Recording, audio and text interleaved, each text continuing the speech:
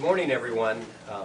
Sam and I want to welcome you this morning for our press conference to discuss health reform in Kansas. I'm Dr. Jeff Colyer. I'm a surgeon in Overland Park, and I'm also a state senator. I was the author of many of the health reforms in Kansas a few years ago, and we're going to have to deal with a lot of health care problems in the future. As a doctor, I'm dreadfully concerned about having government come between me and my patients.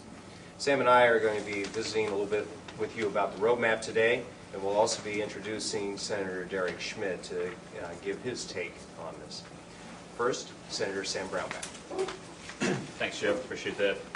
Thanks for coming today. Happy to join my running mate, Dr. Jeff Colyer, and the Attorney General nominee for the state of Kansas for the Republican Party, Derek Schmidt.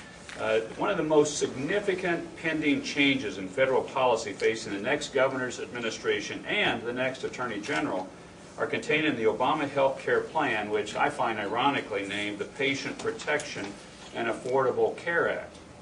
The fact is the legislation does not protect patients, and it is not affordable. It's quite to the contrary. The ObamaCare implicates the powerful need for two of the major planks that we put forward in the roadmap project. One is growing our economy, and the second is reforming government. One of the best things that we could do to grow the economy right now would be to repeal and replace ObamaCare. You can look at this complex chart up here, and you can see the complexity of what ObamaCare is. This was put together by the Joint Economic Committee, and I think the thing that's really interesting about this chart is here's the patient, and here's the doctor, and here's everything in between the patient and the doctor in this complex plan.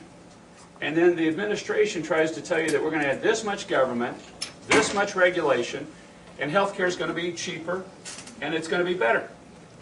I don't think that's believable, and it's not going to happen. And if you look at the numbers in the state of Kansas, which we've handed you in the handout, I think you can see from that what it's going to do within the state of Kansas.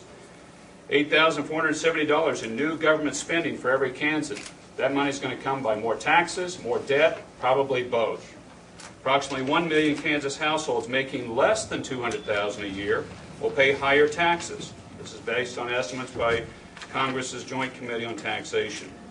Kansas small businesses employing 50 or more people, and nearly 3,000 Kansas construction companies employing 5 or more people will pay either higher health care costs or a new penalty because of new government mandates. And between $160 and $260 million in new Medicaid costs will be put on the state of Kansas, threatening other spending priorities in the state and an already stretched and stressed state budget. The Brownback administration will work with the Kansas legislature to continue the state's efforts that include encouraging small business health care plans, health savings accounts, as well as reducing waste, fraud, and abuse in Medicaid. Now, the resources of the federal government are vast, but they are not limitless. If Kansas or any state is to resist these mandates, the senior constitutional officers in the state, the governor, and certainly the attorney general, need to work in a united way in defense of state sovereignty. I believe in the Kansas way, not the Obama way. And if elected governor, I hope very much to have the help of like-minded individuals in key positions, and one of those most important positions is the Attorney General of the state of Kansas. We have an outstanding nominee. He's worked in the Attorney General's office as an Assistant Attorney General under Charles Scoble. Worked in the Governor's office as counsel to Governor Graves. He's been twice elected to leadership in the state Senate. He's done an outstanding job there. He'll do an outstanding job as Attorney General, and he will fight against the implementation of ObamaCare in the state of Kansas. And that's what we need in the top constitutional officer responsible for defending the state of Kansas, which is the Attorney General. So I'd like to now bring up State Senator Derek Schmidt. Derek?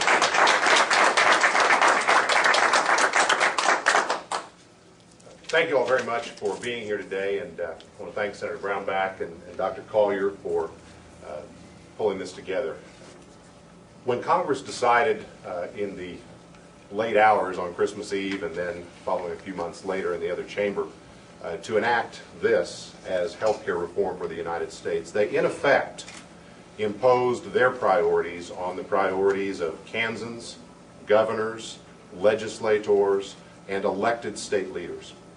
And as a consequence of that, in order to help ensure that whatever Kansans vote for when they go to the polls in November, our leaders actually are able to make a priority, it's going to be critical that we have a united front among the constitutional leaders in this state to object to the portions of this that are simply going to be unacceptable, unenforceable, or, for my role, unconstitutional as applied in the state of Kansas. I'm the Republican nominee for Attorney General. My opponent was appointed to the job by the person who is at the center of this organizational chart.